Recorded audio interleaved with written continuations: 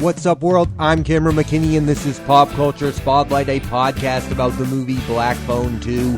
Here's a quick synopsis. Finney Blake, 4 years after dealing with the grabber, is still reeling from the aftermath. Meanwhile, his sister Gwen is having strange dreams. The film stars Mason Thames, Madeline McGraw, Ethan Hawke, Damian Bashir, Jeremy Davis, and Miguel Mora. Standout performances. 2025 has been a big year for many actors, maybe none more surprising than Mason Thames, who at just 18 years of age has 3 #1 movies at the box office. They are How to Train Your Dragon, a live-action adaptation of the beloved animated film, Regretting You, an adaptation of the Colleen Hoover book, and Black Phone 2. He's the first actor to have 3 #1 movies in 1 year since Jim Carrey in 1994.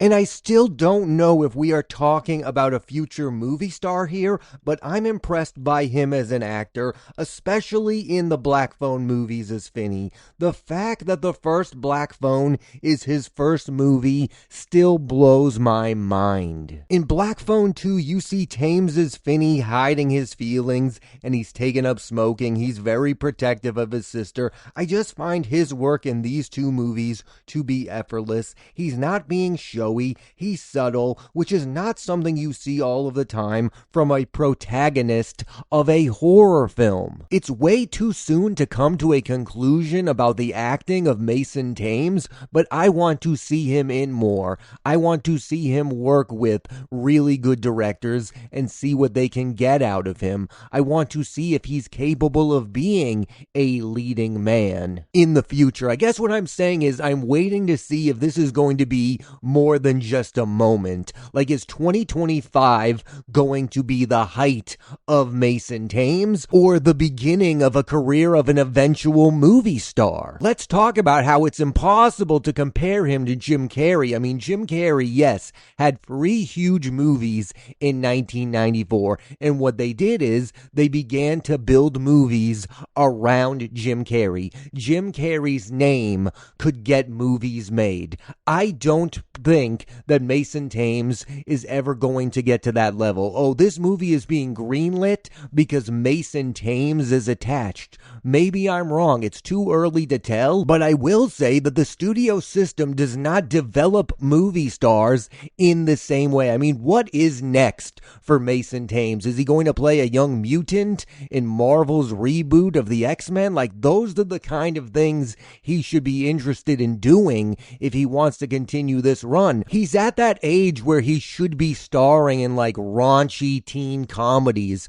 but they're not making movies like American Pie and Superbad anymore. I'm just really curious to see where the career path for Mason Thames goes. His co-star in Black Phone 2, Madeline McGraw as Gwen, takes on way more of a leading role in the sequel movie. She's really concerned about what she's seeing from her brother and doesn't want him to become like their father. Again, I'll say it. Sometimes performances in horror movies can be way over the top. I'm impressed with McGraw giving a fully nuanced performance. And finally, like most people, the reason I watched the first Black Phone movie was because of Ethan Hawke. I love his early work in Dead Poets Society, Reality Bites, and the Before movies, and his more recent work in The Northman and Leave the World Behind. As the grabber, he's playing pure evil. He's doing something distinct with his voice. Actors the caliber of Ethan Hawke really elevate horror movies. I've talked about this on the podcast before. I believe I'm a bigger fan of writer-director Scott Derrickson than most, and it all started with Doctor Strange, which I believe to be a top-tier Marvel film.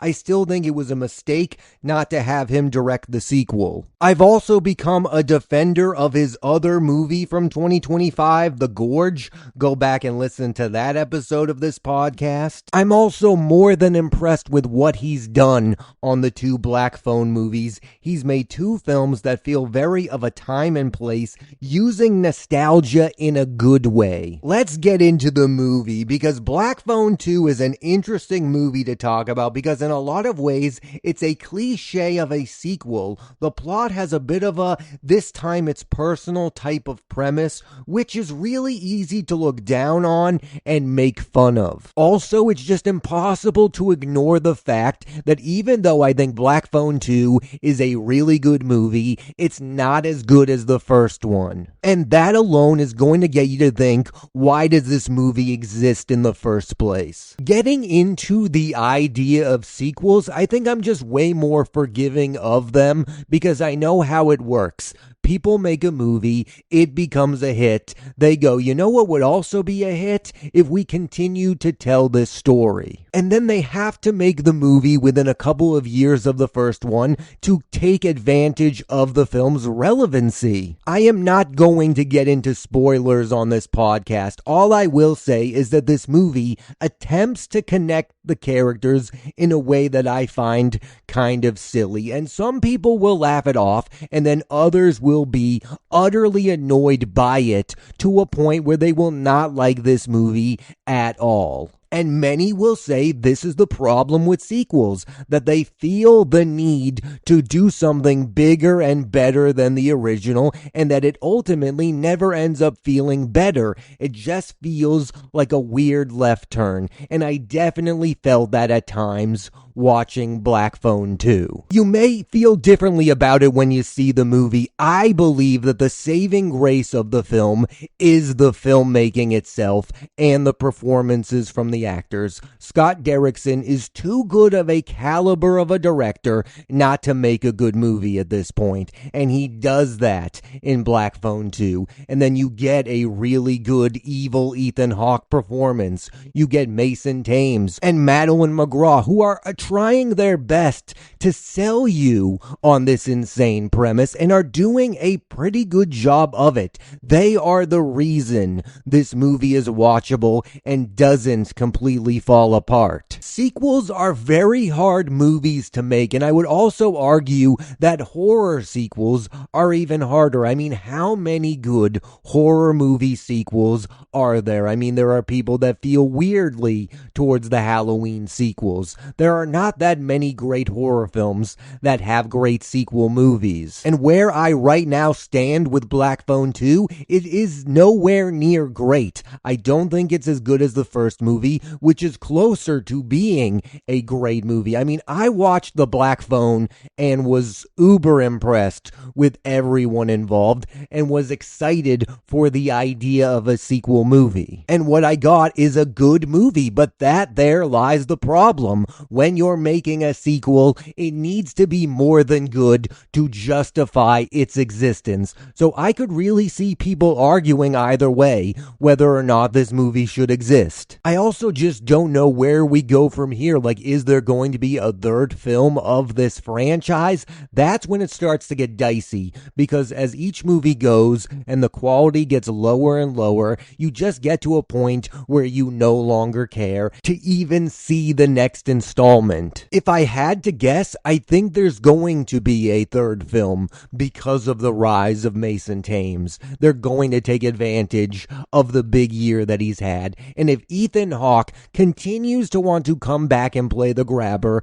they're going to welcome him back. Scott Derrickson is most likely going to want to continue to make these movies because he's the one at the helm of them. I believe what's holding Black Phone 2 from being a great movie is the fact that it's too ambitious, and that goes back to the idea of being a sequel movie. It probably feels the need to be bigger and better than the original film, and it's walking this weird line between trying to be a scary horror film and an emotional film about this small family. And it's just way better at the horror aspect of it. This is the last thing I want to talk about when it comes to this movie being a sequel. The other risky proposition of making a sequel movie is, if you make one that many people don't like, what do you do after that? Have you lost your target audience already? I mean, there are a lot of people who are not happy with Black Phone 2, who love the Black Phone. Are you going to ever be able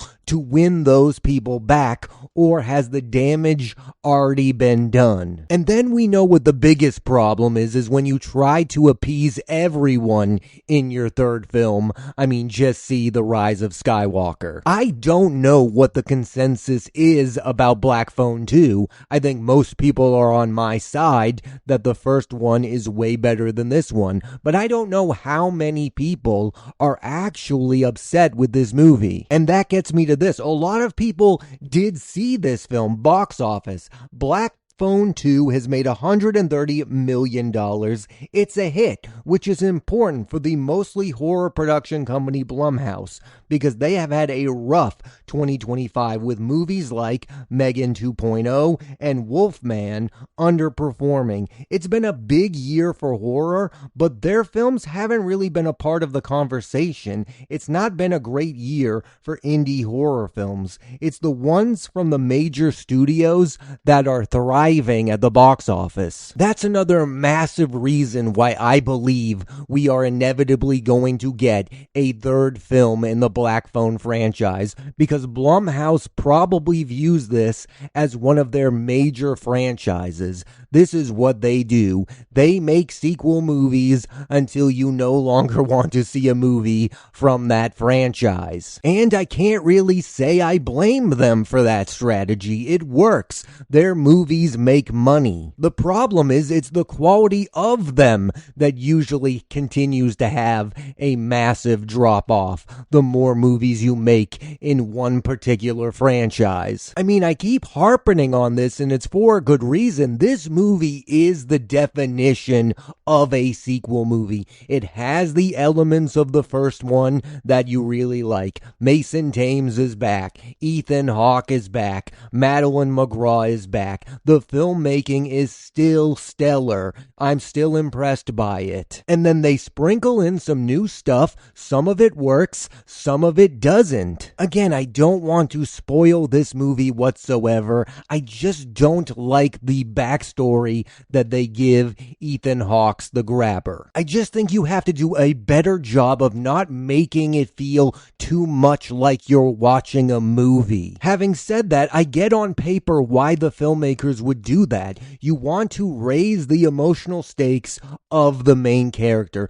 I just think that they rose the stakes way too high to a point where they were almost laughable. My argument would be, did we really need the main character of this movie to have another reason to dislike the villain of this movie? I think the answer is no, and I think most people agree with what I am saying. Instead, what they did is they built up the connection between the two characters, and they are trying to build up the lore of these movies to make them feel bigger and bigger, trying to get you to want more and more, trying to make it deeper. When in reality, what I think it does is it makes the movie feel shallow and obvious to figure out at times. There's some really effective realism in Black Phone 2, and then it's mixed in with really bad cliches. And it's left me at this weird point where I don't know if I want a third film from this franchise, because yes, I would love all of it to come together in a way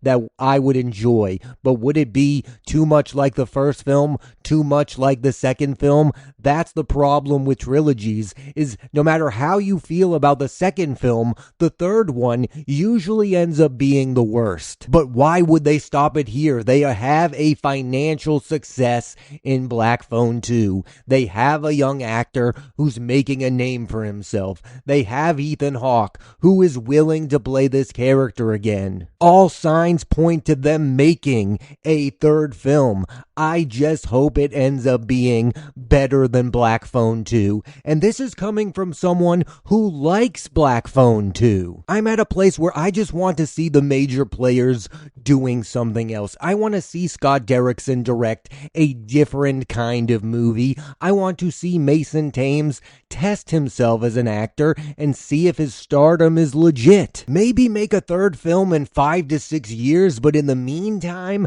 do other projects. So I've talked about how this movie falls for some of the traps that sequels do fall for, but one thing this movie did not do was it did not up the scale in a ridiculous way. I mean, this is still a somewhat grounded film. There's a small cast. The story of this film is contained. The setting is in one singular place, and that's something I really do enjoy about these two movies. As confusing as the plot can be at times, it's also simplistic in a lot of ways. One thought I had after watching this movie is this: is Ethan Hawke getting enough credit for what he's done in these two movies? I think he's created a distinct evil character. He's a great villain in these two movies. Maybe he's not doing an Ethan Hawke type performance that we all know and love, but he's doing some really interesting things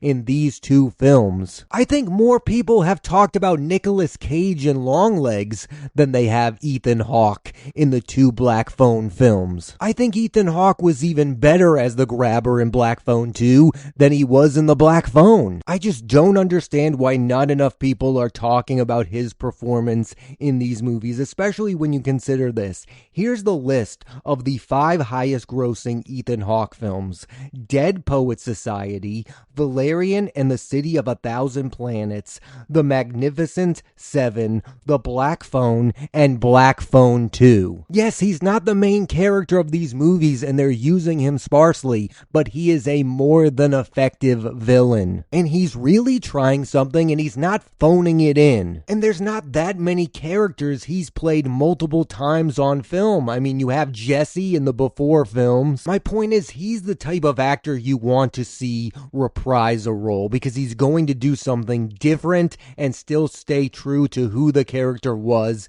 in the original movie, and he did that and more in Black Phone 2. Overall, Black Phone 2 is just really a mixed bag for me because, again, there was a lot that I liked. I liked the performances. I was still dazzled by the filmmaking. It's just the plot that makes my head hurt and makes me wonder what this movie is even attempting to do. I think it's beyond obvious to say that I only want a third film in the Black Phone franchise if it ends up being a great movie.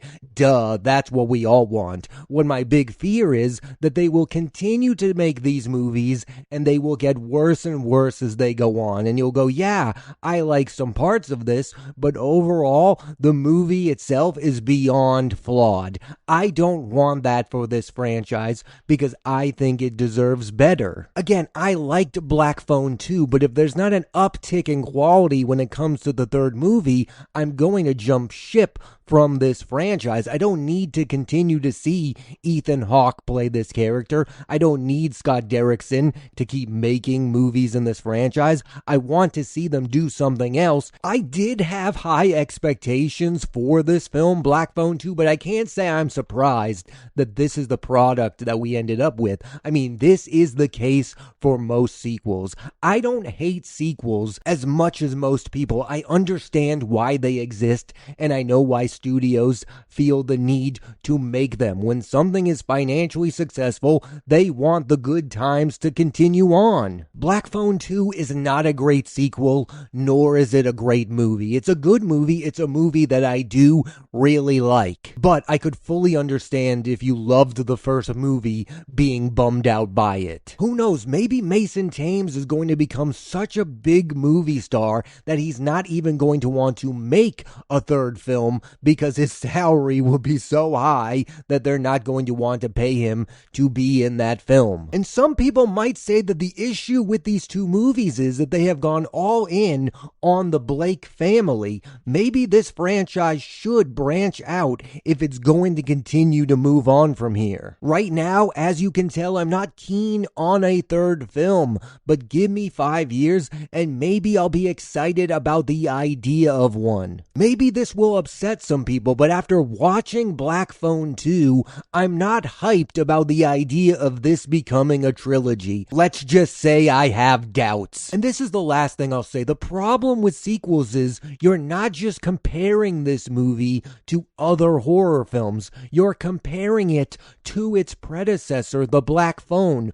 which I believe to be one of the best horror films of the last 5 years. That's just crazy standards to live up up to. So in some ways, Black Phone 2 never really stood a chance. Thanks for listening to this edition of Pop Culture Spotlight. I'm Cameron McKinney, and there'll be a new episode of the podcast every Thursday on Apple Podcasts and Spotify. I recommend you check out Black Phone 2. Next week on the podcast, I'm talking about Roof Man, starring Channing Tatum and Kirsten Dunst, directed by Derek Cianfrance. So tune into that, and please rate, review, and subscribe.